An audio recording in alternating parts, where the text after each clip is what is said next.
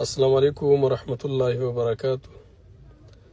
دا یو خبره د ملګرو سره نشر کوم. غرونه چې کوم د پاکستان نه ځي کډن ځي اول ته افغانستان ته ځي، دا دوه خبرې ځان سره یاد ساتئ.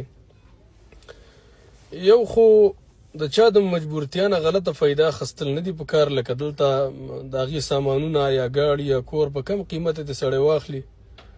د دې نه نبي صلی الله علیه وسلم منع کړې ده او دا ښه کار نه دی، نه په اسلام کې سم کار دی او نه زموږ پښتنواله چې ورته ویلی کېږي په هغې کې هم ښه کار نه دی او سم کار نه دی. دویمه خبره دا، کله چې دغه مهاجرین لاړ شي افغانستان ته، کابل ته ځي یا جلال آباد ته یا نور علاقو ته ځي، نو په هغه ځایونو کې دغه کورونه دي چې کوم دی هلته په کرایي نیسي، په افغانستان کې نیسي، نو هغې په دوچنده کرایګانو ورته ورکوي. لکه سړی یو نفر مطلب کابل ته لاړ شي هلته کور نیسي، هغه ته خپله ده چې دا غریب مجبوره دی راغلی بل ځای نشته دی، چې د 10,000 روپیو کور په 20,000 باندې ورکوي، یعنې 15,000 کور په 10,000 کرایي باندې ورکوي.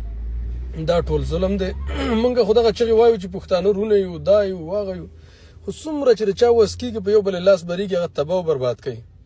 نو باید د دې خبرو خیال وشي او د دې خبرو خیال وساتلی شي. دا زموږ مسلمانان رونه دي، که دلته دي که هلته دي، که په هر وطن کې ژوند کوي، چې مسلمانی پښتون لا څه کوي، چې مسلمانی که هغه تاجک دی او که پنجابی دی او که پارسیوان دی او که هر